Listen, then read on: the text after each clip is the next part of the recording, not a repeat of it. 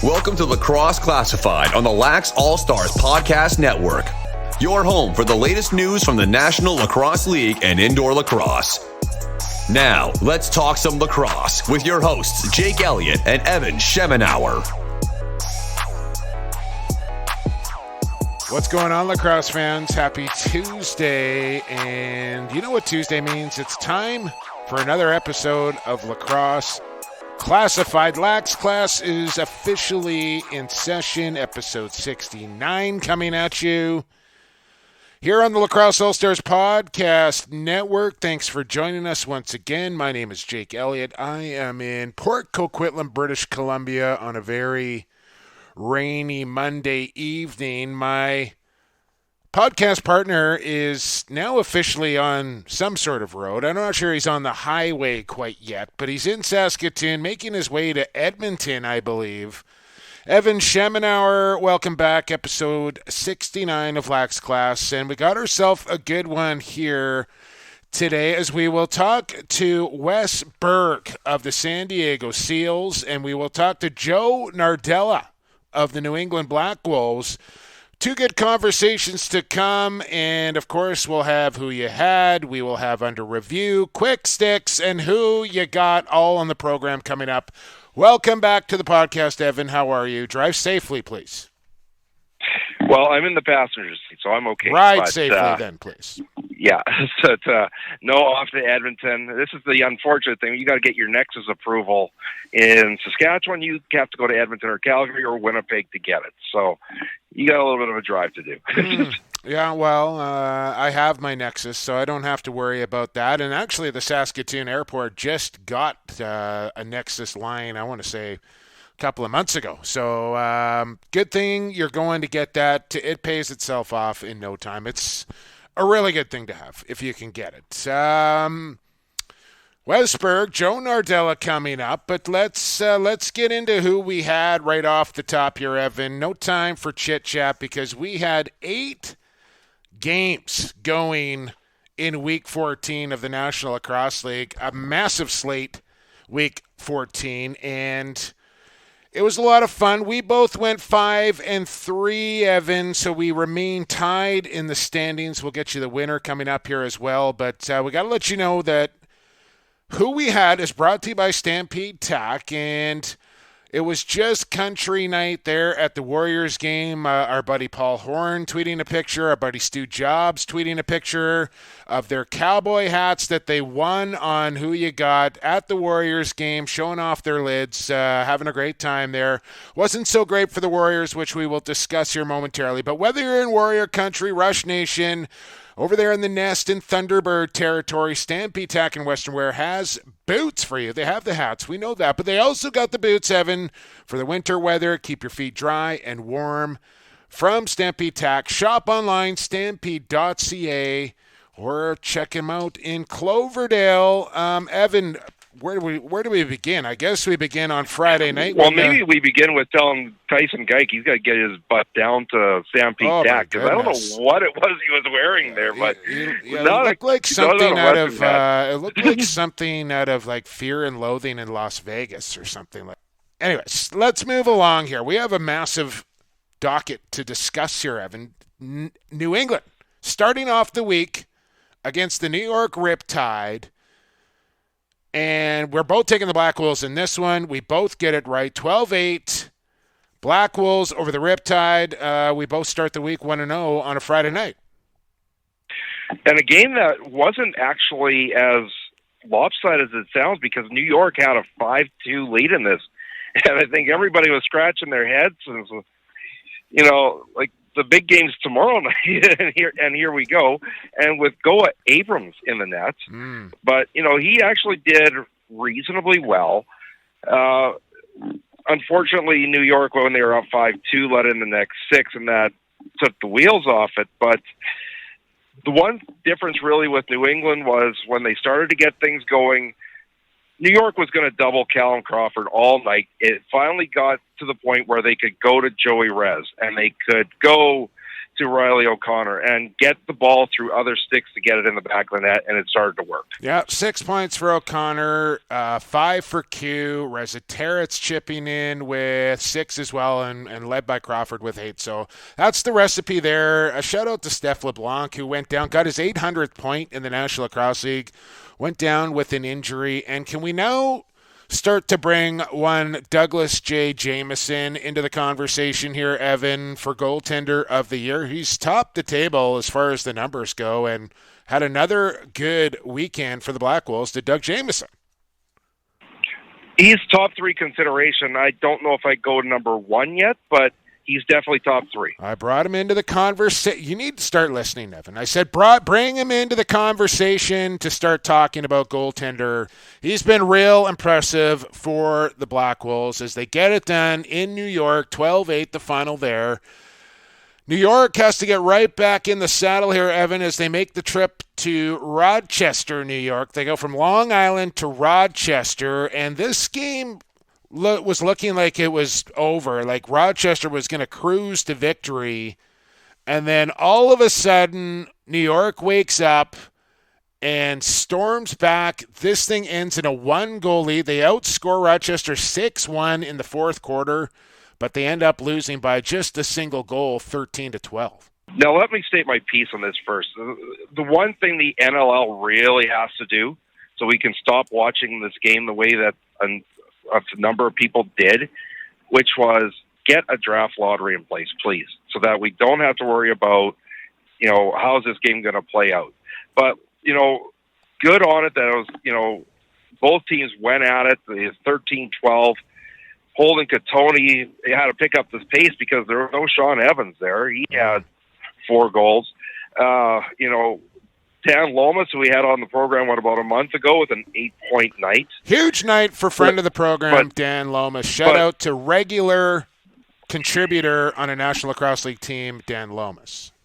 But yeah, let's get that draft lottery down so that we don't have to worry about anything anymore, please. Well, honestly, I don't think it's the worst idea, but when it comes to things like that, Evan, I'm not worried about it when it comes to lacrosse players, and every time that those guys step out on the floor, they are playing to win. I don't buy into it that those guys are looking ahead to a draft pick and don't want to win a game that they're involved. These guys have way too much integrity and pride and competitiveness and all the rest of it to even have that thought entertained in their brain whatsoever. So I don't think draft lottery is a bad idea, but I'm also not worried about it if we don't have it.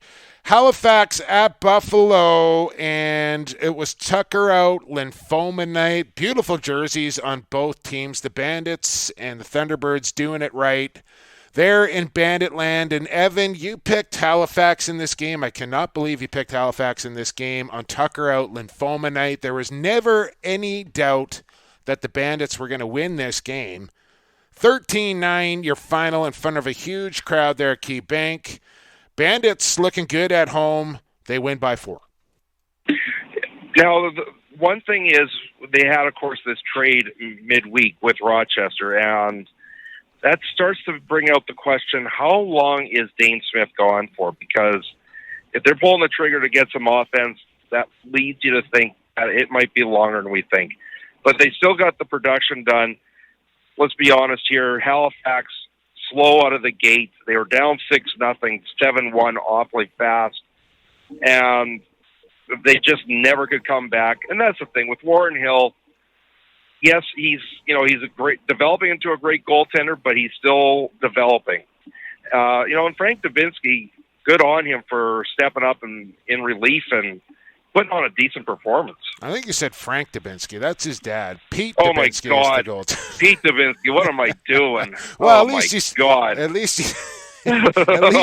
it was in the family. Okay, error of the year already. Yeah, here we go. You got the family member right at least. Matt Vince gets the heavyweight belt there, and just a ton of money raised for the Williams family and lacrosse or cancer research, I should say. Tucker Out Lymphoma Night, one of the biggest nights of the year there in Buffalo, and they always do it right. Shout out to Scott Loeffler and company there for putting that night on. Toronto. We were both at this game, Evan. Toronto at Saskatchewan, and the Rock kind of come in like a wounded dog here, Evan. No Schreiber, no Dawson, no Adam Jones, no Brock Sorensen, no Latrell Harris. What do? They come in, they hold the Rush, who are coming off a 15-goal performance against Philly, to just 8 goals. It was 6-2 Rush at halftime. It was 7-2 Rock in the second half, and they win this thing 9-8 as they grind. This was a gutty win from the Rock. Well, and the concern's got to be there with Saskatchewan and the fact that they've played 4 home games. They've yet to get to 10 goals in any of them. They're 1-3, and they managed to beat the Mammoth with under 10 the one game. Mm-hmm. Here's the key that Toronto changed in the second half, and that was, as much as Saskatchewan was trying to get the ball to the middle, and that was probably the right game plan, Toronto had a stick on them almost every single time. The other mistake that Saskatchewan made, let's be straight with it, there's a weak spot on Nick Rose, and it's low. It's typically 5-hole. And where did Saskatchewan shoot every shot? They were trying to go over his shoulder. So I don't know why they made that adjustment. They did. When you hold an opponent under 10, you got to expect it. You know, Rob Hellier was trying to put that team on his back. I can understand why, and he had a heck of a performance, but he only had one goal. But the end, Scott Dominey really made a difference. We had 5 clear breaks. He must have had at least 5. He is so fast. I did not realize how fast he was until I saw him in person. But Johnny Pallas had a beauty. He had 2 goals in that game. Reed Reinhold kind of came out of nowhere and put 3 up, including a couple of dunks. So they were running Saskatchewan really hard, and they outshot him too. I just think it was an off night for guys like Matthews and McIntosh. They just didn't really have their best effort, and you're right. I do think I know it's a concern for them that they're hitting 8, 9, 10 goals, and they're not putting in 12, 13 like they're normally accustomed to, and it's been a work in progress. I think the D's fine. Evan Kirk has maybe been one of the best goaltenders in the league as well, the way he's going right now. So I think for them to be successful right now, they need production and transition, and they didn't get anything in that department either. So it ends up a 9-8 Toronto Rock victory. We both got that game wrong, Evan, and I don't want to take anything away from Saskatchewan, but I think Toronto just played better. Well, they played determined on defense in that second half, and that was the key difference, that Saskatchewan just didn't have much of any chance to get anything on Rose. Yeah. Another 1-goal game in the National Lacrosse League came after that when the Philadelphia Wings make the trip into Mile High to take on the Colorado Mammoth in Denver. And we both took the Mammoth in this one. The Mammoth were kind of cruising along. All of a sudden, the Wings made a push, but they come up a goal short as well. 11-10, Woolies get it done. They get it done, and they come back with an early first-half deficit, just to absolutely pour it on early in the second half. Once again, here's another team that makes a deal. They go get Digby. Digby starts to get dirty down low, which is what they needed, getting guys open, and it worked well.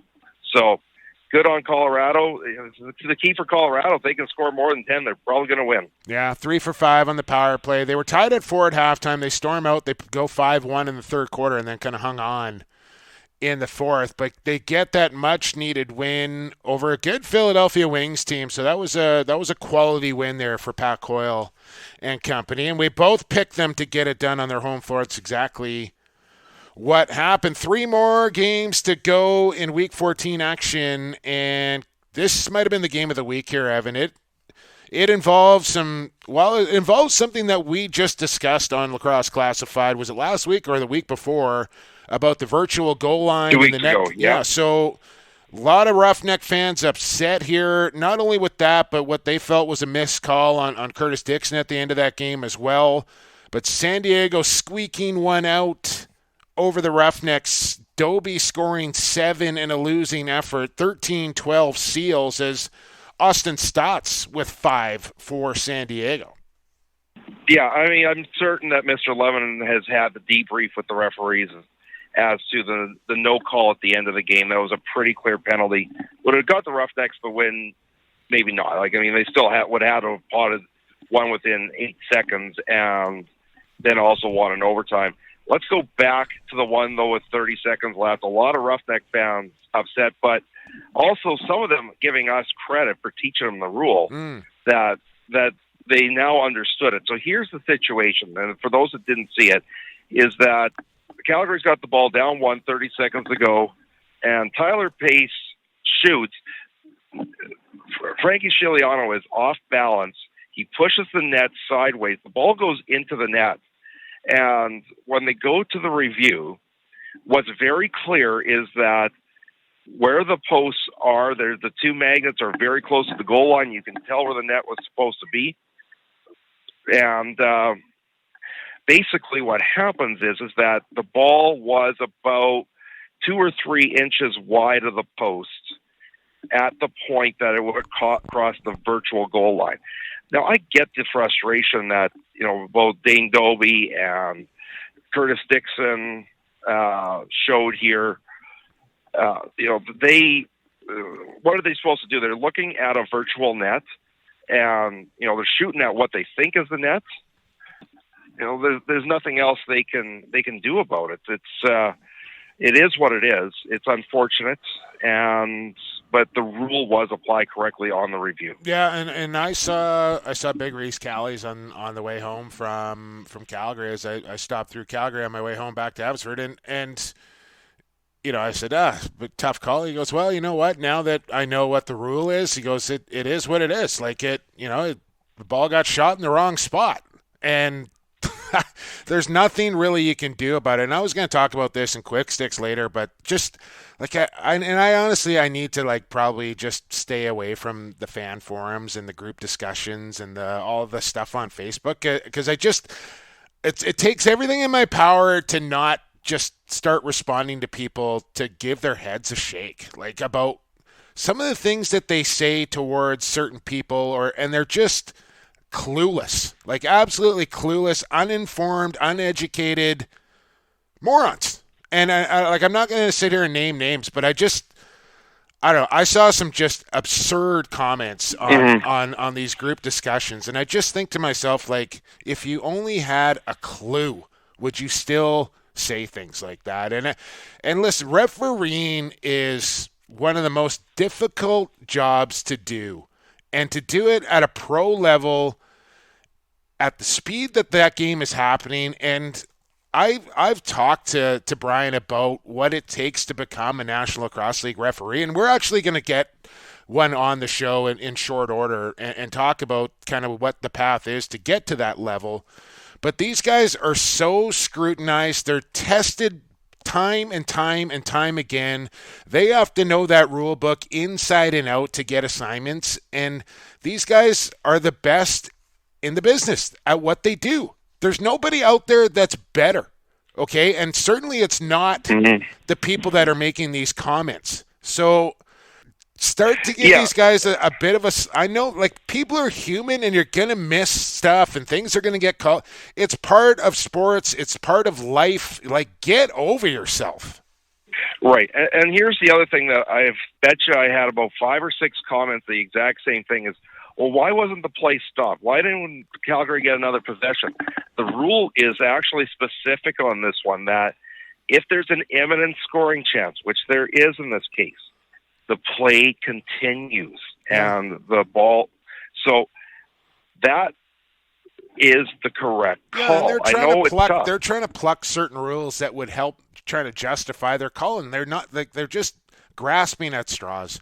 Anyways, let's move on. Just give the Zebras a little more respect for the job that they do, because I guarantee you that if you tried to do their job, you would be booed right out of the building and into some sort of witness protection program, because it's not an easy job to do. It's just not. And if it was, there'd be more guys out there doing it that were qualified at that level, and there's just not right now. So that's a major concern. 2 more games to go. I'm all worked up here on who we had, Evan. Yeah, and we had another referee go down this week. Yeah. So, I mean, we're short another ref for a couple weeks. Yeah. That Fowler got kind of rolled up on little MCL sprain. It looks like it did not look good, but he was at the hotel after, had a quick chat, and was in pretty good spirits. And I don't think it's anything too serious, but definitely looked to be painful. But he'll be on the shelf for a couple of weeks, I would imagine. All right, country night in Vancouver, and Evan, I don't want to strain my elbow patting ourselves on the back here, but 8,200 announced at Rogers Arena, and I think in large part to the listeners here on Lacrosse Classified taking our advice and heading down to country night at the Rog. No, the crowds just keep looking better and better. It's unfortunately the result didn't come with it, but but the crowd's looking spectacular now. Yeah, whatever the Warriors and Canuck Sports and Entertainment, including advertising and sponsoring here on Lacrosse Classified, clearly is working. And you're right, it's a little disappointing to kind of walk out of there. But, by all accounts, in watching this and kind of watching the crowd during the game, they were having a heck of a time on country night. But Georgia storms out of the gates here and starting to kind of look like the Georgia that everybody thought at the beginning of the season. 6-1 in the first quarter, and then it was just a bit of a chess match the rest of the way. 14-7 football score here. Swarm beat the Warriors. I picked Vancouver. You picked Georgia. So, yes, I did. And we both had New England on the Sunday, so we finish off 5-3, but you get this one right. I get it wrong. I'll tell you, if I had picked one more correctly, I would have been this week's winner because I had the tie breaks all correct. Oh, well, you didn't, though, did you, Evan? No, I didn't. So, this is, I hate to break it to you, but week 6 winner to never have won. That's you got to get it right, man. You don't win by going what if or if I onlys. Yeah. The key to Vancouver, once again, stay out of the penalty box. 6 for 7 on the power play for Georgia. When they were winning, they were staying out of the penalty box. Yeah. 2-4 penalty minutes a game. Now all of a sudden it's it's back to 6 for 7 on the PP. You're not going to win that game. Outshot 62-44. So, listen, it doesn't get any easier this week for Vancouver. We both know that as the Warriors are going to make the trip to Saskatchewan, and you know how hungry the Rush are going to be to get a win for their home fans after letting that one get away, what they have to consider a missed opportunity against Toronto. So it's going to be tough, but 14-7 the final there for Georgia as they're starting to pick it up a little bit. Staats with a big one in that game. And great crowd on hand at Rogers Arena, so I'd love to see that. One more game to go, Evan, and it was on the Sunday at the casino. Black Wolves, money in the bank when it comes to playing at Sunday at the casino. This, no exception, 16-10. Black Wolves go 2-0 on the weekend as they beat Halifax, who go 0-2.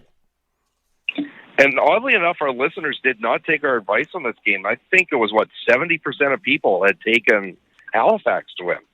Wow. So they did not take our advice. The travel here is not easy. It's a 7-hour bus ride after playing the game in Buffalo. You know what they do, Evan? They drive halfway, and then they stay in a motel, and then they drive the other half in the morning. I don't know. Yeah, I don't know if that's a benefit or not. Now, of course, Pete Dubinsky gets his first career start. Didn't go the way he wanted. Yeah, a little surprised to see that too. Like I thought Kersey would have went back to Warren Hill there. He's been your guy all year long, and nothing against Dubinsky, but I don't know. I go back to Hill in that game, and that's obviously quarterback, armchair quarterback here, but. Anyways. And the matchup we were looking forward to between Hossack and Crawford. Well, Crawford had 8 points, 5 goals. I mean, obviously, the matchup just did not work out all that well. Yeah, he was sniping from the outside in that game. Another 8 points for Crawford. Cody Jamieson with maybe the goal of the week with that toe drag, spinorama, shoveler. Like that thing was filthy. He got 6 points, but and that's an interesting story in itself in that he's been suspended for one game for gross misconduct from the week before, and he decided to appeal at the last second. He got to play both games. Halifax loses both, and there's a good chance they're going to miss him at some point unless this appeal gets overturned. Yeah, you wonder whether they would have rather have taken one of those games if you're going to lose it anyway and keep Joe Jameson out of the lineup, and he's still going to have to serve that game. But a little email faux pas, I suppose you could say. So it's all legit. Like, I'm not worried about that. It's just kind of a weird situation. So that rounds out the week 14, Evan, and 5-3. We both go 5-3. Our overall record now stands at, as I try and find my piece of paper, we are 43-28. Very respectable after 14 weeks of action, I would say. 43-28. Dead even through 14 weeks of action.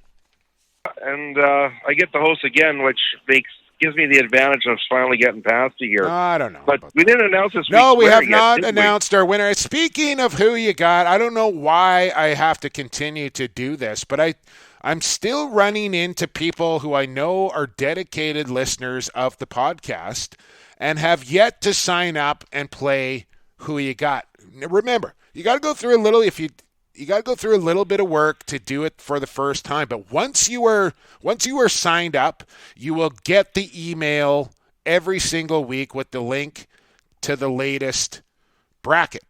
So it's simple. You just got to take the 2 minutes at first, get your Gmail account, sign up, and then it's done. But get off the fence here. Like, I don't know what you're waiting for. Just sign up, and it makes the games that much more entertaining and fun to watch when you got a little something riding on it. Well, as our friend Violet, she was actually one of the last four still alive, and she had an interesting situation where she needed the New England to win, but Halifax to score at least 15. Yeah. And all of a sudden, now you're all you're hoping for is the ball to keep going in the back. Right, you're cheering for goals instead of a team, really. So that kind of, it's an added wrinkle. But we got a couple of new people signed up over the last week. At least I know I did, Evan, as I continue to preach the gospel here on Stampede Tack's Who You Got. We'll get to that later on in the program. But our winner this week of Week 14, break it down here, Evan. This was quite the scenario for my buddy Roop Jokela from Team Finland, former of the Langley Thunder as well. Roop Jokela, Evan, that's my best Finnish accent right there. Winning Week 14 of Who You Got. I don't know how we're going to get this thing to Roop because I think he's in Finland, but maybe we can get it to like Joakim Miller and he can take it home. We'll see how it works. But, yeah, crazy thing. He went 6-2, as did, I believe, 4 or 5 other people. That was nobody went 7-1 or 8-0 this time. And both he and one other guy had the same tiebreaker. Two other guys had the same tiebreaker on the first one. And it came down to top goal scorer. One had Dane Dobie with 7 goals, no assists, 7 points. One had Callum Crawford, who put up 2 8-goal performances, and 8-point performances. 8 points, yeah. And Roop had Randy Staats, 9 points against the Warriors. Well, there you go. Tiebreakers matter, people. So put some thought into it when you're making and picking those tiebreakers. Congratulations to Roop, and we got another weekly prize coming up a little later in the program. Before we get to break here, Evan, we want to get under review in the first quarter, and Christian Del Bianco, Evan, tweeting out about how he, and this is something I've never understood either, so I'm kind of glad he did it, and especially coming from one of the best goalies on the planet, it has a little more of an impact than broadcaster Joe. Yeah, hashtag goalie. So Delb's tweeting out that he's never quite understood why they continue to allow these big wooden goal sticks in summer lacrosse, not only for senior goalies but minor goalies as well, and then be able to make the adjustment when it comes to the National Lacrosse League. So we're going to talk about this right after this, but now it's time to go under review.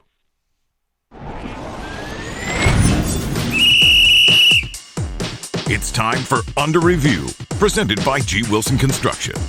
Each week, Jake and Evan answer a listener's question or break down an unusual call that happened in a game. The challenge flag has been thrown, so now it's time to take the matter under review. Under Review, brought to you by G. Wilson Construction. And I think this is a discussion that needs to happen here, Evan. I've been saying it once, like we've talked about having a unified set of rules. And for me, the wooden goal stick, I love tradition, and I'm all about the history and the woodies and all that. Like I don't think we need to forget about that, but the rest of the game has kind of moved on, except for the goalie stick. These things are massive, and to go from being able to use one of these and plant that thing in between your legs to going to the National Lacrosse League and having this tiny little field stick and having to make that adjustment, it's so difficult for so many guys, and I can go down the list of guys that just were never able to make the adjustment. This is something that needs to change. Well, and we're going to have the new CLA president on sometime soon with the program. Yes. And that is one of the questions is, when are we going to get a unified rule book? When are these sticks going to get out of the game? And I look at it from the perspective of training these goaltenders, because a lot of these goaltenders are going straight from junior to the NLL. And what exposure do they have to the field stick? None. Now, it's not only just the size, but it's also the weight. If you think about this, Aaron Bold for years, when he played he would just ball, keep using it. He wouldn't use the field stick, but he would use a plastic CLA dimension stick. Yeah, so that the wall he didn't or whatever lose they the call touch it. The wall of the weight of the stick. Yeah. And, I mean, there is no 5-hole with these CLA sticks, and there's no point to, like, I look at this, we talked about Lane Rushka, right? And to see a young goaltender like this, my first question was, what's going to happen when he gets that smaller stick in there? How is he going to react? Because, like you said, we've seen it for way too many guys by now. Yeah. And that is, they do not know how to use this stick. Or they it takes them like 2 or 3 years. years. Like I think of Eric Penny. It took Eric Penny a long time to make that adjustment. Brody McDonald never was able to make that adjustment.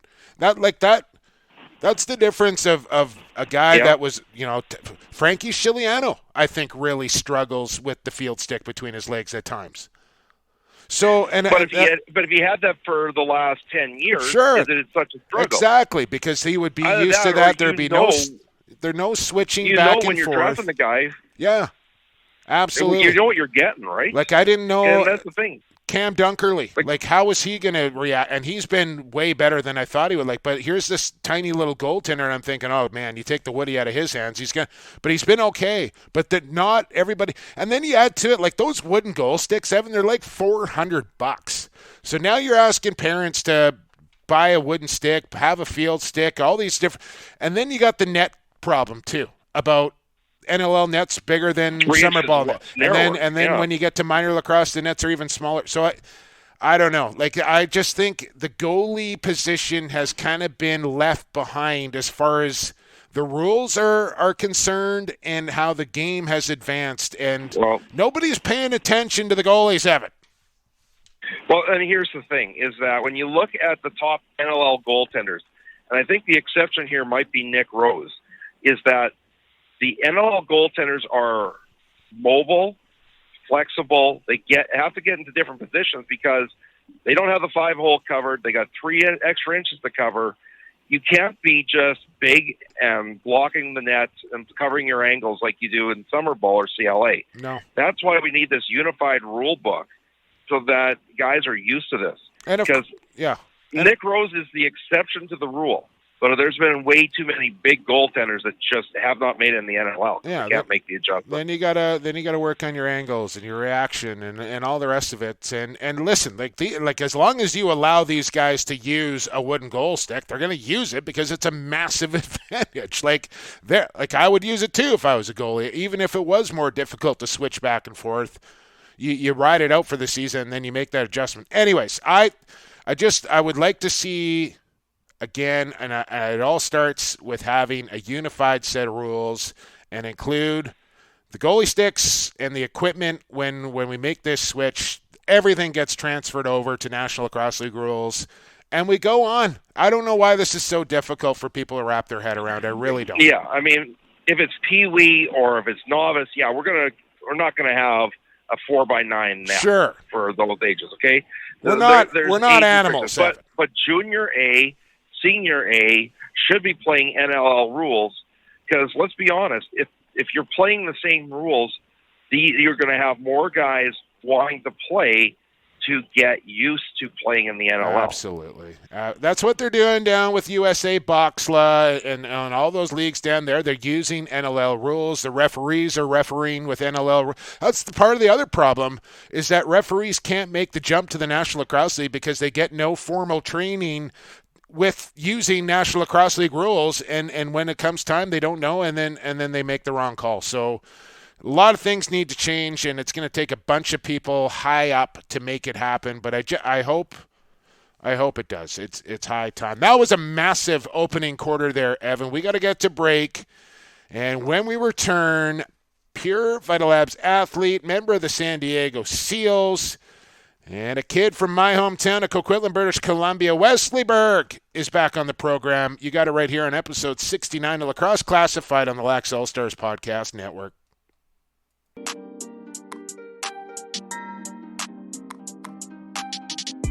Hey, this is Dan Lomas from the New York Riptide. You're listening to Lax Class, your go-to source for all things NLL and box lacrosse. Welcome back to Lax Class Lacrosse fans. Episode 69 is in progress. Quick giggling over there, Evan. We want to welcome our next guest back to the podcast, longtime friend of the show and good Coquitlam boy as well. He's actually in Calgary right now, still in Calgary, coming off that 8-point performance in a 13-12 victory for the San Diego Seals. Wesley Berg back on the program. Wes, how are you, my friend? Doing well, Jimbo. Thanks for having me on. Hey, my pleasure, our pleasure. Anytime you are welcome on this program. Buddy, in Calgary, still in Calgary.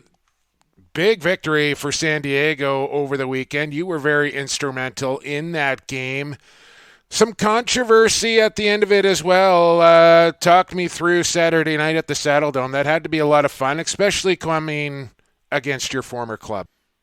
Yeah, it was a crazy game. Definitely excited. I know obviously the hometown fans, the way that ended, probably weren't too happy, but it was a great game nonetheless. And for us on our side, that was one we really needed to win. So we're happy about it, and we're excited to get that win and get back to San Diego to play Rochester.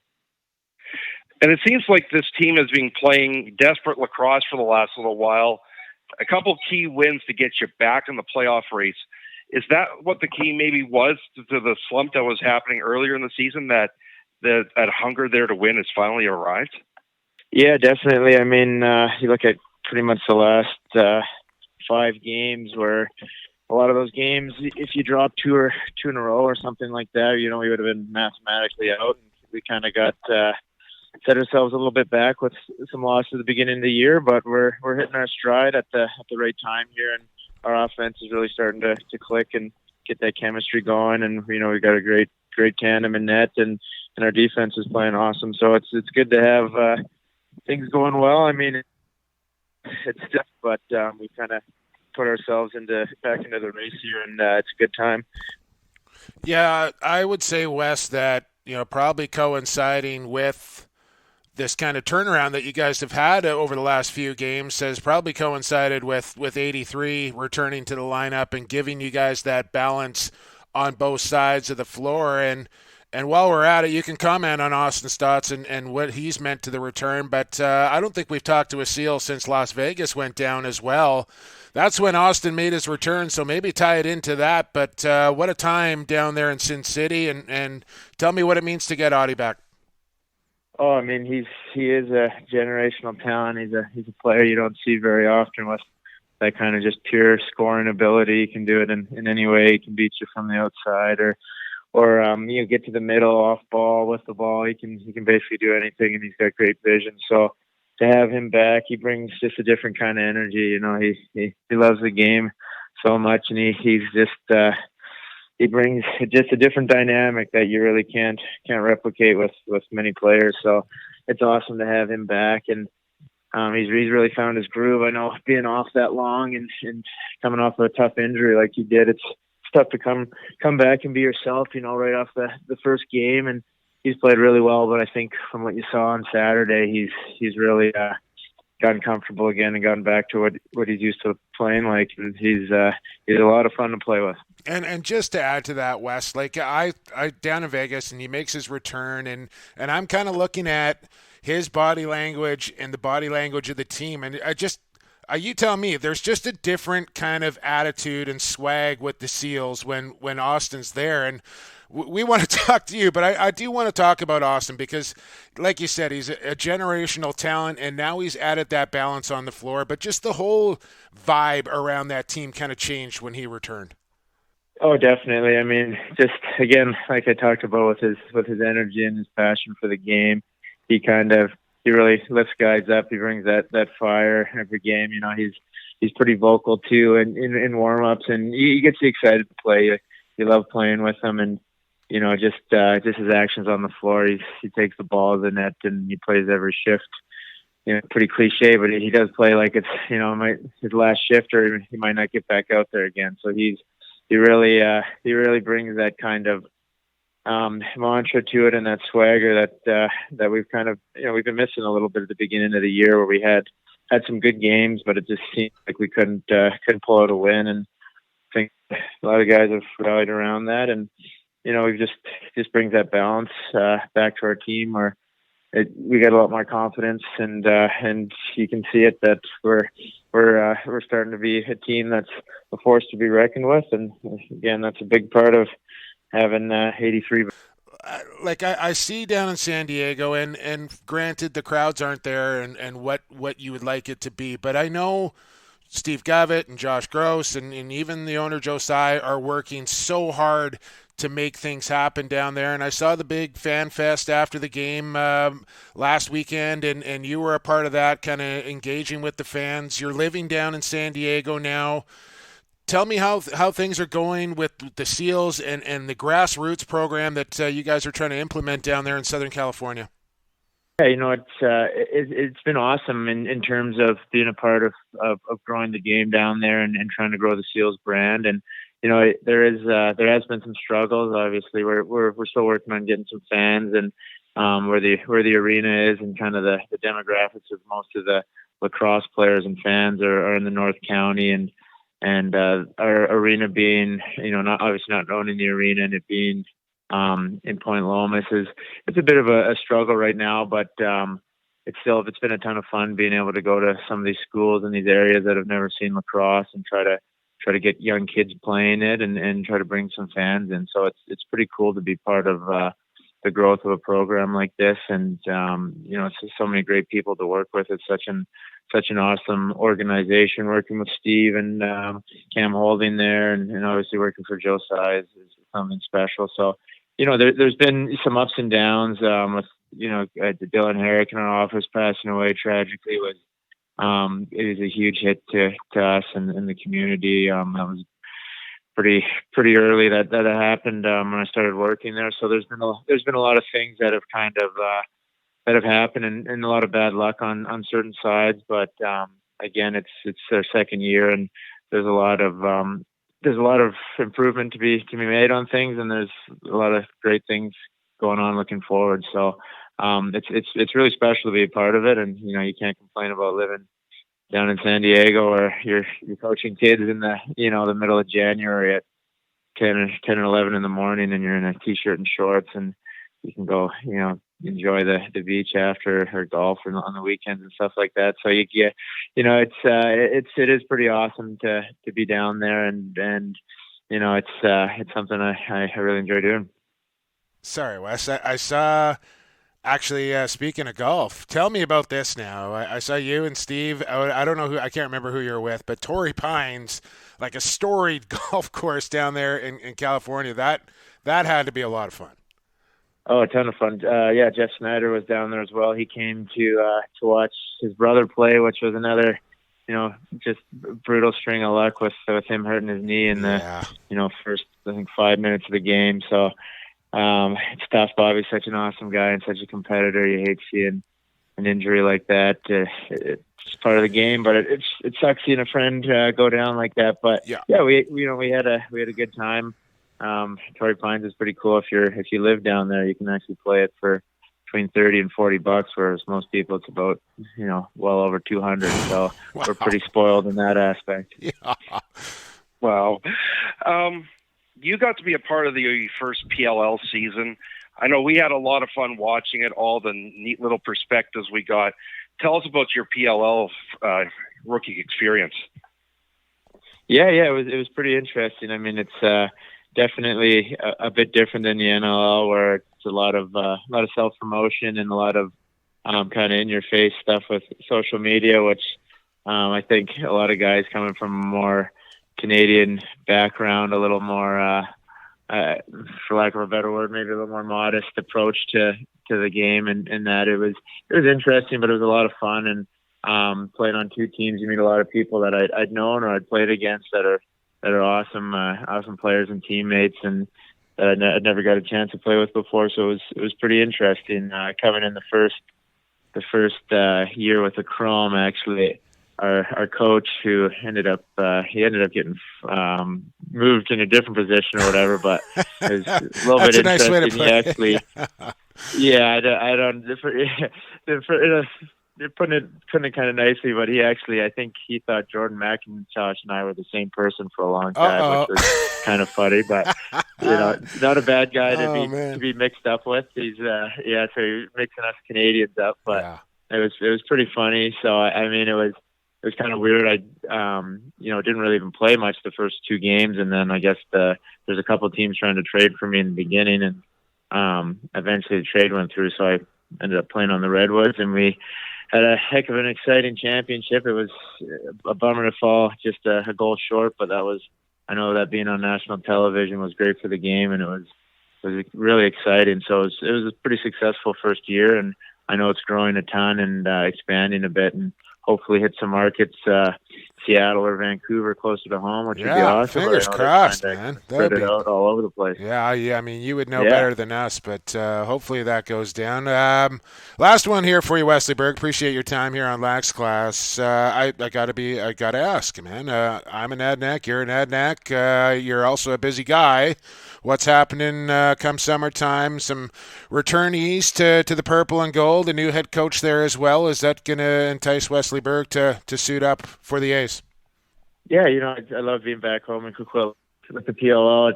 That's kind of the priority, right, with everything. But it'd be great to get back, and I'll for sure get my games in. And I know just with the new management and dealing with a lot of guys that I have been over the years with them being in the junior program and now part of the senior, they're just a great management group, great people. So it's awesome to see them and doing the right things and getting some of the younger players and getting our Coquitlam guys back from the senior where they've had a ton of success. So it's exciting. You got a good young goalie with Christian and as the backbone there, and then you are able to protect guys like Reed Bowering and some of these younger guys with just a ton of talent and athleticism. So it's exciting for the future. I know just growing up and getting to watch the senior Adanacs with guys like Josh Sanderson and Colin Doyle and John Grant Jr. is why we loved it so much and ended up playing lacrosse. So it's good to see that community start to build a winner again and get that Coquitlam community involved again and produce a winner. So it's definitely exciting, and it is tough with all the lacrosse going on and work commitments to be there at every game, but try to be home and be there as much as I can. All right, man. Saturday nights at the Palace. We should probably get a plug in for our boy Snoof down at Lacrosse Experts as well. I keep meaning to do that. I know you've had a big impact on that store, and those guys are the place to be and the place to go if you need any gear for your Adanac season coming up. That's what it's about, definitely. Right? You took the words right. I know this is kind of the busy season right now for him, and he's got lots of people coming in, but he really is the best. He's strung my sticks up my whole life. Oh, well, I think he gives me he the does West a lot- Berg special when I go in there, Wes. He takes my stick, and I say, give me the West Berg, and it's working great for me. So shout out to Lacrosse Experts, and Wes, appreciate your time. That was a very candid interview, and we always appreciate that on Lax Class here as well. Good luck PLL season, WLA, and, of course, the NLL with your San Diego Seals, and keep up the good work down there in San Diego, man. Right on. Thanks a lot. Thanks for having me on, guys. Hey, our pleasure. That was Wesley Berg of the San Diego Seals, and had a great game against the Roughnecks. You know, that one had to feel good for the Iceman, Evan, and quite the conversation there with Wes Berg. Oh, I'm just glad he's back in the league. It's never easy going through those type of financial deals, having to sit out an entire year. But you know what? He's got a great situation. You got to be happy for him, and everything's worked out for the best. Good Coquitlam boy right there, Wes Berg. Thanks for coming on Lacrosse Classified. We'll take a quick break, and on the other side, we're going to talk to somebody we've never had a conversation with before. He's kind of new to the National Lacrosse League as well, also a member of the PLL. It's Joe Nardella on the other side from the New England Black Wolves. You got it on episode 69 of Lacrosse Classified on the Lax All-Stars Podcast Network. Associated Labels and Packaging, a fun family company that offers premium quality labels and packaging with unparalleled service. With 40 years of experience, an extensive product catalog, and an ever-growing fleet of equipment, Associated Labels and Packaging is the perfect fit to take your labels and packaging to the next level. Hey, this is Chris Corbeil, captain of Team Canada and the Saskatchewan Rush. You're listening to Lacrosse Classified on the Lax All-Stars Podcast Network. Welcome back to Lacrosse Classified on the Lax All-Stars Podcast Network. You just heard from Associated Labels and Packaging. Evan, I was perusing the website earlier today. They've got an environmental sustainability team that meets every couple of weeks down there. I don't know any other country or companies that are doing this. They actually have a team dedicated to the environment so they can continually progress and get their products more recyclable, more environmentally friendly, and they're doing their part there at Associated Labels and Packaging. This is fantastic. Well, it's the wave of the future. If you want to sustain your business in the future, you have to have a green plan. If you're ahead of the game, you're going to do well in business. Let's put it that way. Well, they are definitely ahead of the game. Speaking of doing well in business, I'm looking forward to talking to our next guest here on Lax Class. First timer on Lacrosse Classified. He is a brand new member of the New England Black Wolves, and he runs a company called the Faceoff Factory. He's just getting off of practice right now. He's telling me that he had a record number of kids out and a little short staff there at the Faceoff Factory. Joe Nardella is now on the program. Joe, thanks for doing this, and appreciate you making some time. You had a good turnout tonight. Yeah, great turnout. I really appreciate you guys having me, and I'm excited to dive into the conversation. Well, tell me, let's start with the Faceoff Factory, man. Let's start there. How long has this been up and going? Is it just you, or you got some other players that work with you? And what's kind of your mission here to help grow the game of lacrosse? Yeah, so I think first and foremost, we've been around now. This is year 5. Graduated from Rutgers in 2015, studied economics and entrepreneurship, and really enjoyed both coaching and doing entrepreneurial type things, ventures. A couple of the projects we had worked on in school really drew my interest, so I thought, hey, why not give it a go? Facing off was getting increasingly more popular, and there was definitely a demand for it both locally where I played in college. A bunch of kids had asked me to do lessons and some small group work, and I saw it as an avenue to potentially get into college coaching as well. So following graduation, I actually coached at Harvard for the past 4 years, and moved up to Boston, and no one else had really been doing it in New England.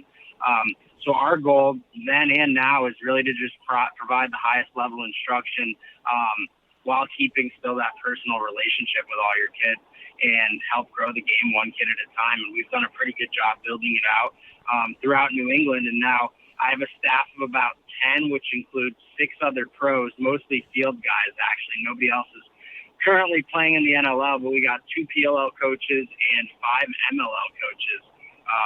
who pretty much work all year round doing bi-weekly, weekly, or monthly sessions in their local areas. And then we do several national events, and we call them development days, and we kind of hit different little regions throughout the U.S. for a 2-3 hour clinic here and there on the weekends. And it's something that I really enjoyed getting to work with thousands of kids over the course of the past couple of years, but also passing down all the lessons that I learned kind of the hard way to these kids in a much easier fashion. Well, just before we kind of get into the interview here, Joe, let the listeners know, I just gave you a follow on Twitter, but let them know how they can follow you and follow the Faceoff Factory on social media. Yeah, so for me on Instagram and Twitter, it's just J Nards with 2 S's. Someone actually had just the 1 S when I made my Instagram my freshman year of college. But for Faceoff Factory, it's just Faceoff Factory, one word, and that's on Instagram, Twitter, YouTube. We provide a ton of really good content on there. And then we also have like a digital coaching platform called FOF Online that you could check out on Instagram as well. Let's talk about the NLL here for a second. Yeah. Your rookie year. Now, as much as you are a face-off specialist, the difference, of course, in the NLL is you cannot be a Fogo. You cannot crack a lineup being a Fogo. Tell me about the development of your defensive game compared to what you've had to deal with in the field game.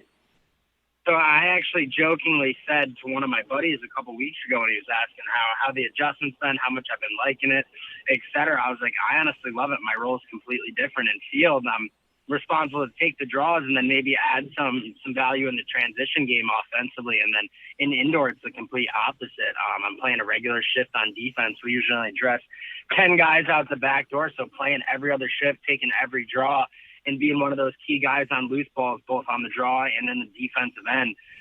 And that's kind of the role and the niche that I found on my team. And being on in a team with an all-Canadian staff, as you guys know, there's no such thing as Fogos. And I give a lot of credit to Coach Clark and Coach Clem Diorzio, who've been kind of really showing me the ropes, teaching me, as well as all the vets on our team. And I feel like I picked it up pretty quickly. Obviously, I have my hiccups here and there, just like every player does playing defense. I mean, you're going against the best offensive guys in the world.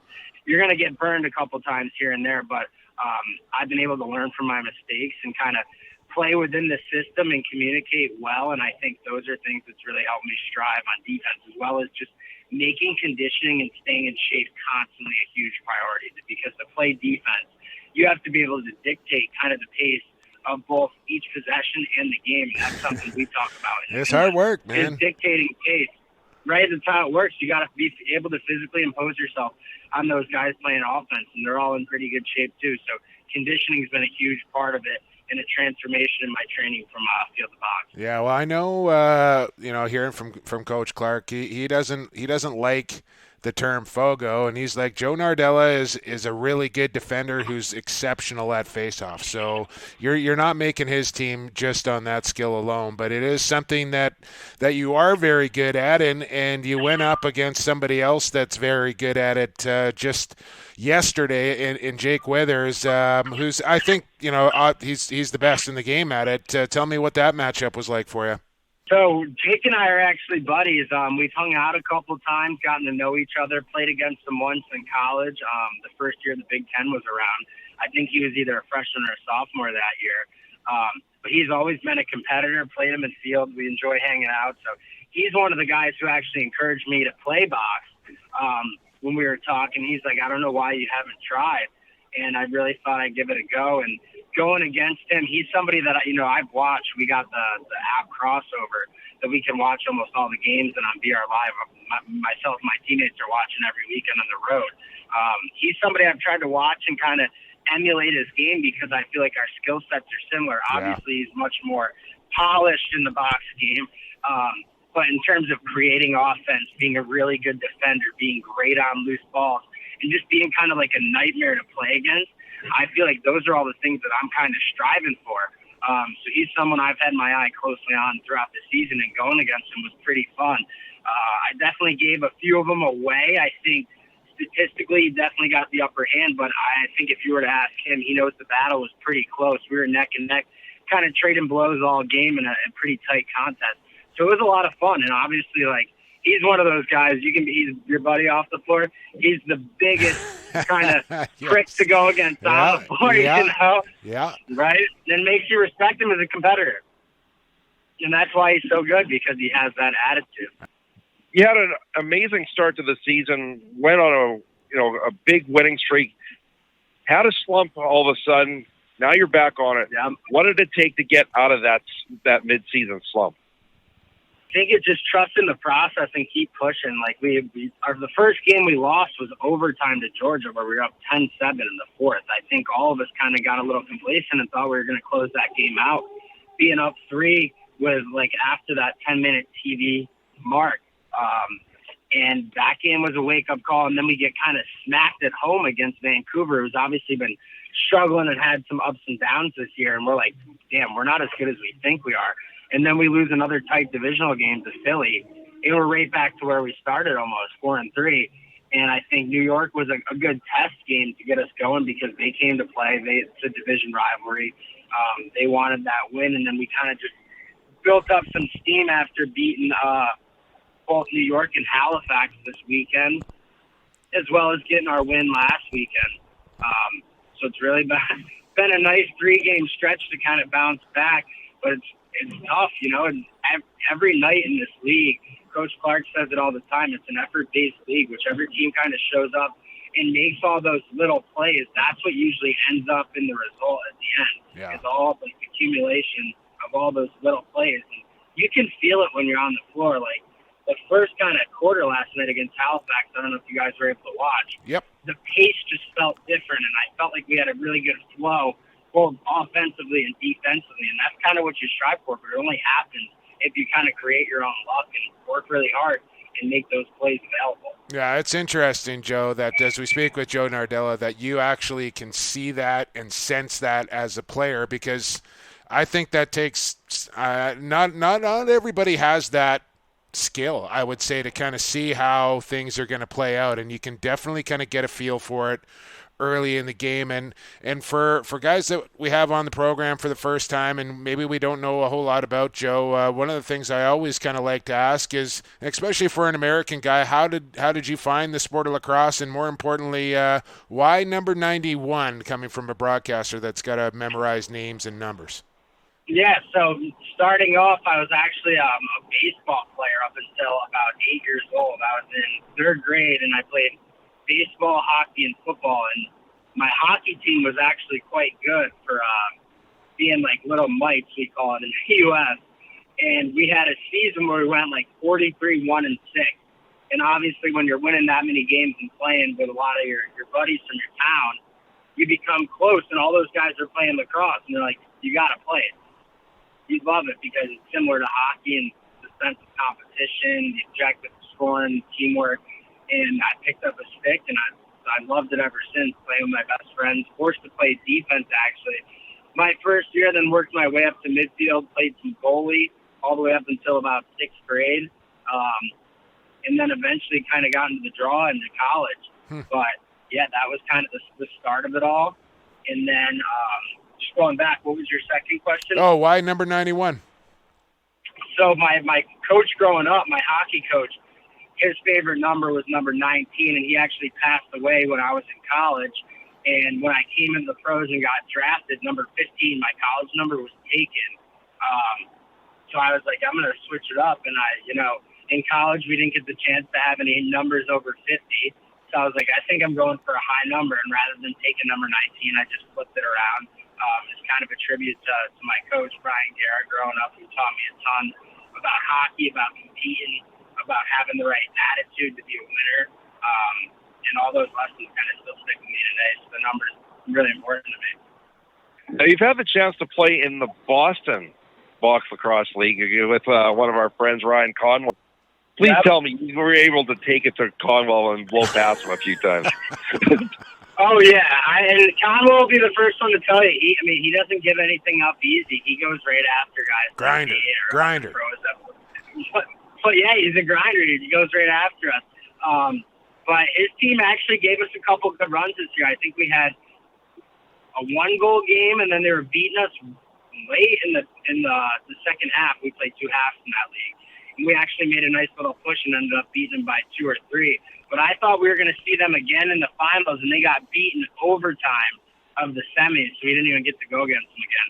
But, yeah, there's a bunch of good players in that league. I'd say a lot of guys who are playing field looking to get into the box game.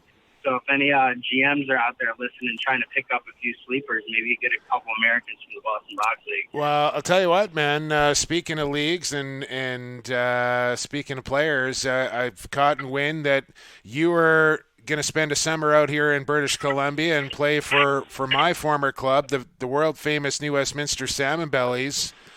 This is pretty exciting. You're going to make the trip across the country and suit up in the red, white, and blue at fabled Queen's Park Arena. What attracted you to do that, and why New West, and how forward are you looking to this? Yeah, so it's definitely going to be complicated schedule-wise with the PLL, but I do think we're going to have 2 or 3. We have 3 or 4, I think 3 league-wide buys, and then my team plays a doubleheader weekend. So I may have 4 bye weekends, which actually works out perfectly. Sometimes they have double headers, and I really only have to play 4 games. Right. So I think the plan with the GM is to play somewhere between 6 and 8 games throughout the regular season and be eligible for playoffs, which are back east, a little easier for me to travel to. But Tony Malcolm and he's one of the best, I think, loose ball guys in the league. And the fact that he's not being mentioned at all for transition player of the year is a little beyond me, because I think he does it all. Defense, transition offense, vacuum on loose balls. I think he had 15 loose balls against New York Friday night. But he's from the West, and I had just heard from a lot of my teammates the best lacrosse you could play is in the summer. It's like, they let a lot more go. It's real physical. You'll learn a ton about the game. And obviously I kind of gotten the bug from playing NLL this year and how much fun the indoor game is and how physical it is and how competitive it can be. So I wanted more. I think it's been something that's been great on a personal level for my skill development. And if I can keep playing in the summer, no better way to sharpen the axe and continue to work on your skills in conditioning than playing in the most competitive games you can. And so Tony kind of had recruited me a little bit, and I was interested, and I had talked to the GM, and they were willing to make it work. And obviously New West and playing at Queen's Park, that's like a historic place for me as an American. Like, it couldn't get much better than that, you know. And the West Coast of Canada, I've heard, absolutely beautiful in the summer, so I think I couldn't have picked a better spot to both play and get to experience what the summer's like out there. Yeah, you're gonna love it, man. Wooden floor, and you're never gonna see another barn like it. So look forward to that. I should be up in the broadcast booth calling those games for when you're out here with the Salmonbellies. Just so you know, Justin Salt, who plays for the Vancouver Warriors, wears number 91. He usually wears number 19, but that number is retired by the Salmonbellies for the late great Cliff Sepka. So you might have to bribe Salty there to give up 91 somehow if you really want that number. That's a really good tip. I'm gonna have to get on that early. Okay, man. And get creative with it. There you go. Yeah. Hey, I appreciate you doing this. Best of luck with the Faceoff Factory moving forward and those New England Black Wolves, and we'll look forward to seeing you out here in BC in the summer. Yeah, happy to catch up. I appreciate you guys having me on, and looking forward to touching base this summer out west. Right on, man. That was Joe Nardella from the New England Black Wolves, and we're going to start to see this more and more, Evan. The American box lacrosse players making their way into the National Lacrosse League, and I think this is a great idea for him, guy that's very new to the NLL. Cut his teeth a little bit in the WLA as well. This is only going to serve him moving forward. Yeah, I mean, get that experience is priceless. And, I mean, you and I are both on the bandwagon. I think listeners know this by now, face-offs matter. But finding a face-off specialist that can play defense, there's your prize. Yeah, and that's really, I think, what makes Jake Withers not only the best face-off guy, but because of his defensive prowess as well, that just puts him at another level. And Joe not far behind. Trevor Baptiste I put in that conversation as well, obviously. Evan, we got to get to our last break here, because on the other side, Who You Got and Quick Sticks are coming up here on episode 69 of Lacrosse Classified. Thanks to Joe Nardella of the New England Black Wolves. We're back on the other side, quarter 4 on the Lacrosse All-Stars Podcast Network.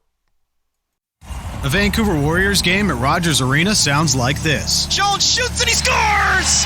Diving effort from Mitch Jones. Nothing's monotone. Lee and Beers go crashing into the crease. Nothing's boring. Now we're going to have a fight. It's the captain squaring off. And at Vancouver Warriors games, loads up. Nothing's offside. Tries a shot and he scores!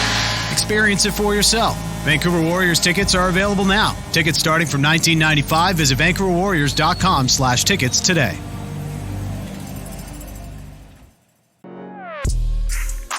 Hey, this is Reese Dutch from the Calgary Roughnecks. You're listening to Lax Class, your go-to source for all things NLL and box lacrosse. Now it's time for another round of Who You Got? Welcome back to Lax Class. No more breaks here on Lacrosse Classified. Into the fourth quarter we go, and you know what that means. Who You Got is on the horizon. But before we get to Who You Got, I got to let you know about the Vancouver Warriors. I told you they're going to be in Saskatchewan this weekend, so we will both get a chance to see the Warriors up close and personal, but they will return home to Rogers Arena Friday, March the 13th, St. Paddy's Day, presented by Alterna Bank for the Vancouver Warriors, who will take on the San Diego Seals. Start your St. Patrick's Day celebration with the Vancouver Warriors as they green out Rogers Arena and welcome their West Division rivals, San Diego Seals. They're going to have a hunt for a golden coin and an in-game scavenger hunt, performances from the Drumline Band and Celtic Band, green cotton candy, post-game St. Patrick's Day party at the sports bar with your favorite, no, because you don't drink, Kevin, green beer up there at the sports bar after the game as well. Maybe they have a non-alcoholic version. I don't know. St. Patrick's Day at the Warriors game. Make sure you check that out. Tickets start at just $19.95. Visit VancouverWarriors.com where nothing's offside, or you can get your tickets by calling 604-899-4625. Option 1. Talk to my man, the chat. I get to go to that March 13th game. I'm finally going to be in town for a Warriors game. I'm looking forward to that. Well, I mean, what we said earlier, crowds are getting up. That's good to see. We've got concerns about attendance at some arenas. Vancouver's no longer one of them, and that has been a long time since we've been able to see that. No doubt about it. All right, Evan, it's time for Stampede Tax. Who you got? Evan, who you got? Jake, who you got? Who you got? Who you got? Who you got? Who you got? Who ya got? Who you got?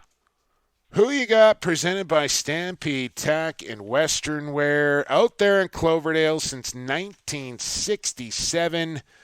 More than just cowboy boots and cowboy hats out there. They got CSA-approved boots as well, Evan, for any kind of weather, any kind of job site.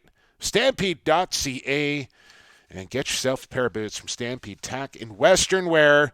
All right, Evan, it's week 15 as I just dropped my pen. That's okay. Big week again here in the National Lacrosse League. What do we got? 1, 2, 3, 4, 5, 6, 7?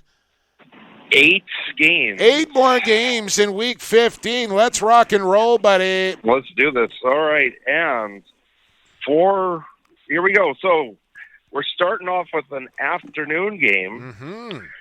New England headed to Philly, battle for first in the East Division. Who you got?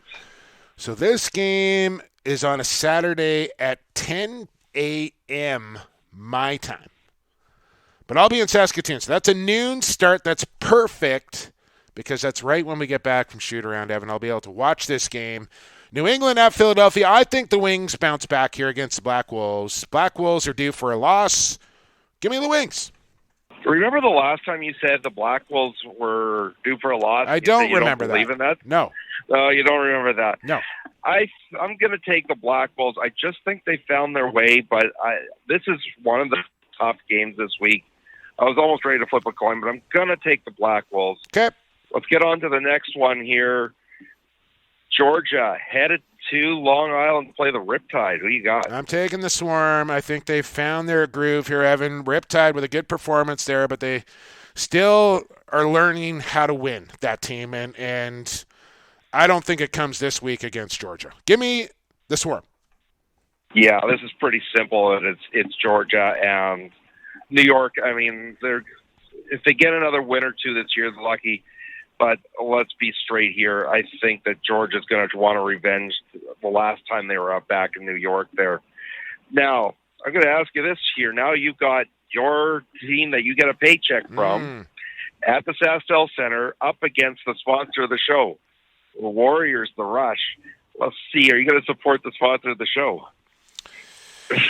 I always support the sponsor of the show, Evan. You know how much lacrosse in BC and Vancouver and the Warriors mean to me. I need and I want that team to be successful.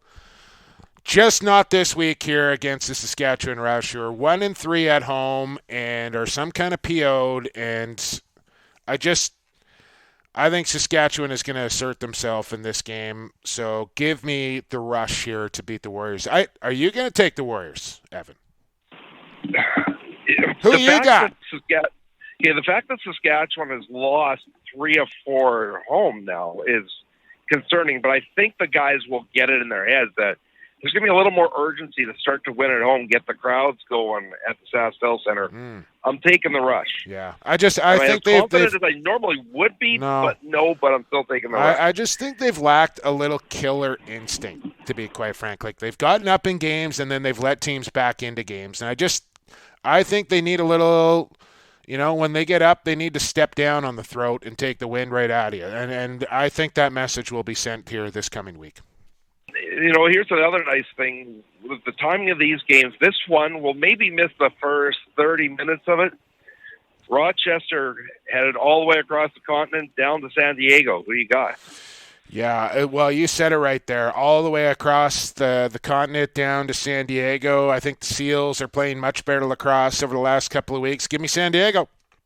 Yeah, I don't think we're going to get much made on taking the Seals as well on that one. Now, we talk about Sunday afternoon lacrosse. Well, how about Sunday afternoon lacrosse times 3? And in fact, with your time zone, times 4. Well, I'm going to be traveling here for all these, which I'm very concerned really? Your flight's that late? Well, I don't know. We'll see. Well, yeah, let's just hope you don't get stuck in the Calgary lounge. It was a long weekend. Long weekend of travel last weekend. Okay, here we go. Anyways, here we go. Buffalo headed to Halifax for the real early one. Who you got? This is a toughie, but I'm going to take Halifax in this game, Evan. This is the return matchup. Halifax has just lost 2. They've been really good on their home floor. This is a weird start time, but I'm taking the Thunderbirds in this one. Yeah, I'm taking the Thunderbirds too. It's not an easy pick, but no. I think the Thunderbirds get it going at home. They play well there. Then we go to Scotiabank Arena in Toronto, Calgary. Toronto Rock. Who you got? Oh, man. This Alterna Cup matchup here, Evan. I'm going to the coin. I don't know in this game. I just don't know. I'm going to the coin. Head is for home. Tails for the visitors. Coin's 2-0 so far, Evan. Here we go. Heads. I'm taking the Toronto Rock, Evan. Rock for the win. Dane Dobie is absolutely on fire. And I don't know if Toronto can contain him and Curtis Dixon the way that they've contained other teams. I mean, they did it against Saskatchewan. You got to give them a lot of credit. I'm taking the Roughnecks, but it's not an easy pick. Okay. But we'll see how that goes. Mm-hmm. Then Philly, second game of the weekend, headed down to Georgia for their second game of the weekend. What do you got? Yeah, Georgia's got to go from New York to Atlanta. I don't know what kind of travel. I'm assuming it's not direct flight from JFK. It's not that JFK is not far away from that. So, and Philly's got to go from Philadelphia to Atlanta. So no direct flight. Yeah, nothing ventured, nothing gained there. They will have a little extra rest as they play early in the day, but I think I got to take Georgia at home here. Georgia at home. Give me the Swarm to go 2-0 this weekend. Yeah, I'm going to take the Swarm there, too. Once again, not an easy pick, but I'll just trust the Swarm maybe a little more than I do the Wings yet. And then the nightcap, Rochester, their second game of their Western swing here in the Loud House in Denver. Who you got? Yeah, this is Rochester going from San Diego on Saturday to Colorado on Sunday, which I guess is kind of good because they get 2 road about games. An hour 15 flight. Yeah, they get two road games out of the way and stay relatively in the same times. I think it's good for Rochester more than anything. But I'm taking Denver. Colorado. That was a good win. The second time you called them Denver. I don't know why I'm doing that. Fun, But anyways, I'm taking Denver, Colorado, Evan. Dylan Ward against the Nighthawks at home. They look good against Philadelphia. I think Philadelphia is a better team than Rochester. They beat them, so give me the Mammoth. If I'm wrong, Teddy Jenner's calling both of those games. Yeah, Rochester. he's making the trip with Rochester. I don't know what's going on with Schaefer or not, but he and our boy Brad Challenger are going to call a game later in the month as well. No, I'm going to take the Mammoth as well. Pretty simple pick. So 2 differentiating picks out of the 6 again. Once again, yes. Both taking the Wings to beat the Black Wolves. Both taking the Swarm to beat the Riptide. We're not both taking the Wings to beat the Black Wolves. Oh, excuse Wolves. me. I saw the 2 W's. I am just brutal right now. Okay, I got the Wings. You got the Wolves. We both got the Swarm. We both got the Rush. We both got the Seals. We both got the Thunderbirds. You are taking Calgary, the Coin, and myself are taking the Rock. We both got the Swarm to beat the Wings and Colorado to beat Rochester. Expecting to go 8-0 this week and win Week 15 is yours truly. For Stampede Tax, who ya got? That was a lot of games. I am loving this 8-game pack week after week here, Evan. This is awesome. Yeah, but it's also tiring to try and watch. Well, sure, but I mean, if that's the worst thing, coherently about them. Yeah, that's okay. Like I'm willing to persevere.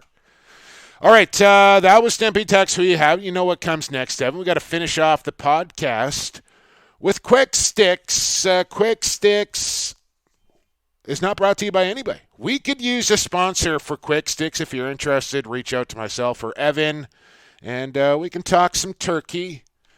Maybe get you on the podcast as a sponsor. But Quick Sticks, we got a number of them here, Evan. I saw this news early or late last week, I suppose. The Senior B team over there in Victoria have been swooped up by the Shamrocks. So now they have continuity between their A team, their Senior B, and their Senior A team. This is a real smart move here by the Shamrocks organization. Oh, 100% it's a smart move. Now you can start to develop some guys in Senior B that will eventually make their way up. Now with the WLA allowing you to at least protect a local player if you can develop one, it only makes sense to have everything under one umbrella. I was in Saskatoon over the weekend. I tried to pry it out of Coach Keenan where the nickname Jammer came from. He would not tell me, Evan. He would not divulge that information, so we need to keep digging on this and find out exactly where this nickname came from, but I wanted to give the fans an update. I said I would, so I did. Nothing new to report. We talked about referee abuse. We can skip past that. Congratulations to Kyle Rubish and his lovely wife, as it was announced during morning practice that baby Rubish is on the way. Well, just make sure that he's a lefty and he can score, right? There you go. And congratulations to Marty Dinsdale as well, who welcomed a new baby into the world just after we recorded last week as well. What else do we got here? I saw a tweet come out from the Whitby Warriors minor lacrosse account on Twitter saying that their minor numbers are very low and that they will not have a second team at any division unless the numbers increase. And this is a hotbed of a lacrosse market here, Evan. This is a little concerning to me. Now, correct me if I'm wrong, though. This is for field lacrosse, is it not? No, I believe this is for box lacrosse. I mean, they have a team at every level, but they don't have an A2 team, which an organization like Whitby should have. And we just went through this with the OLH, junior 8 division. With I can't remember who it was folded there a couple of months ago. Right. With having problems getting numbers. Yeah. So this isn't exclusive to Whitby. No, so a little concerning there. So if you got a kid out there in the Whitby area, then you've been on the fence on whether you want to have your kid in lacrosse or not. Sign him up because numbers are low there, and that's concerning to me. BC High School Lacrosse.ca, Evan. BC High School Lacrosse.ca.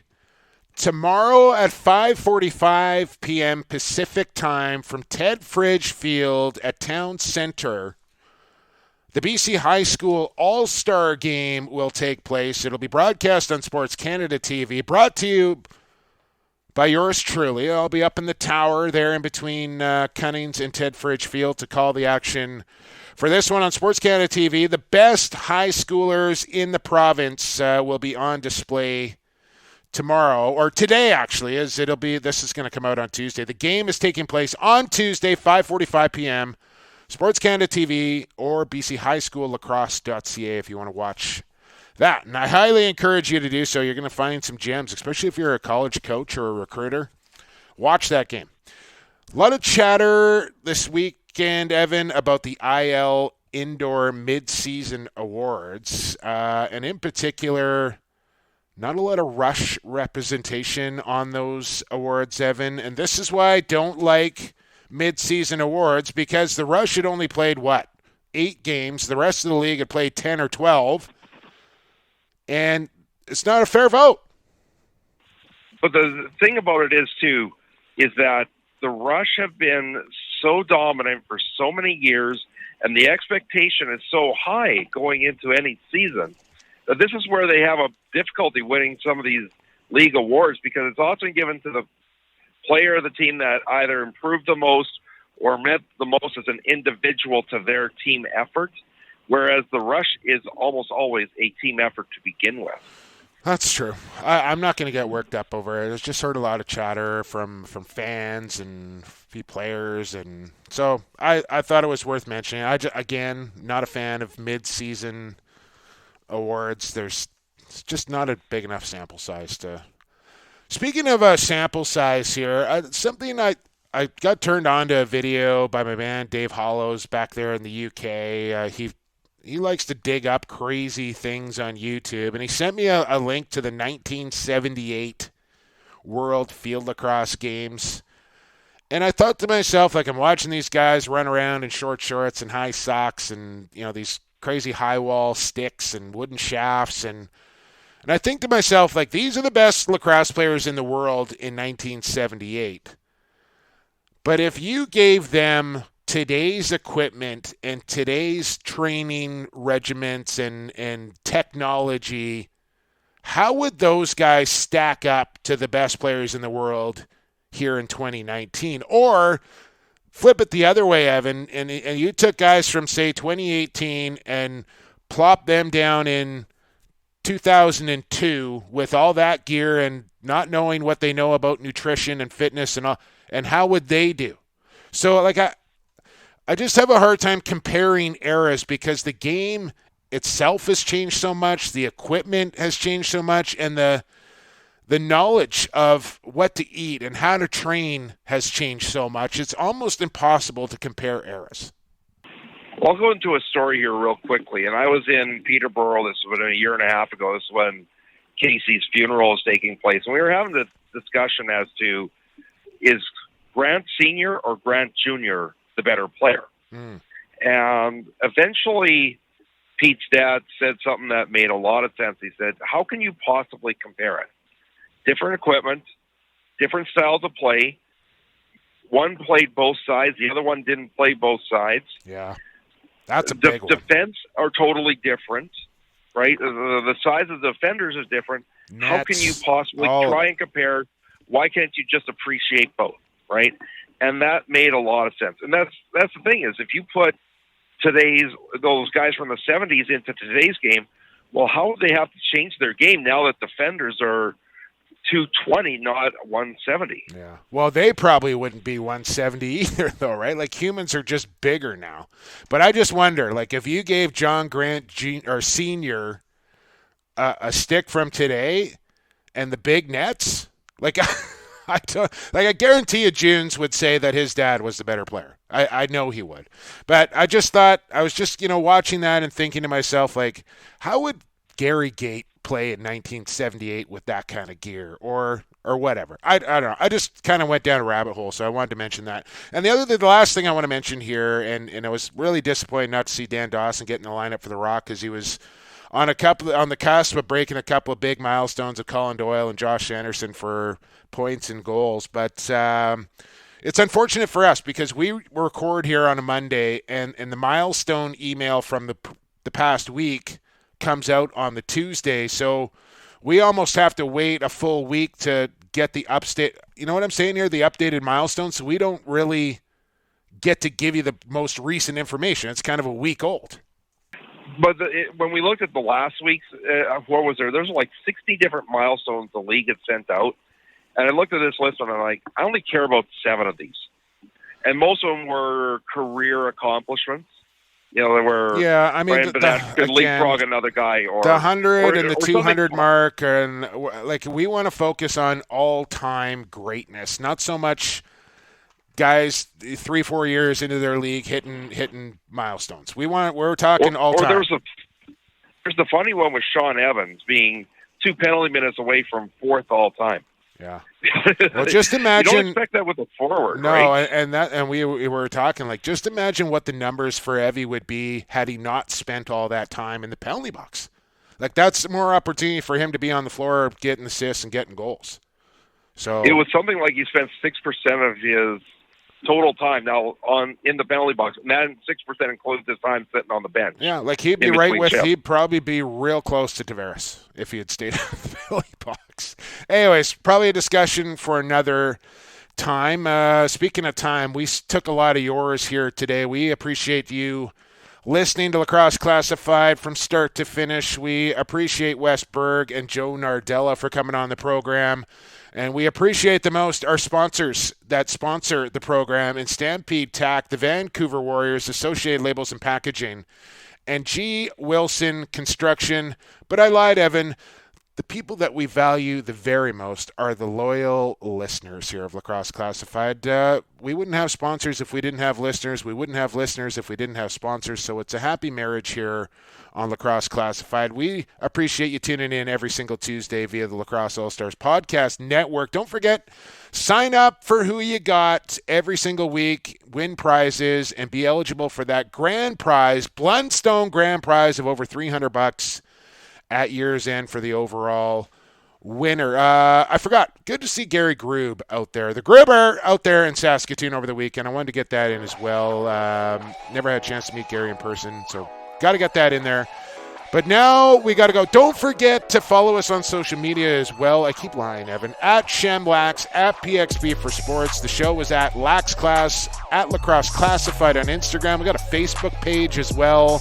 Subscribe to the podcast. It gets delivered to your phone every single week. That's the way to do it. All right, now we're done. For Evan Schemenauer, I've been Jake Elliott, and for the fastest game on 2 feet, and for the creator, enjoy the games, everybody.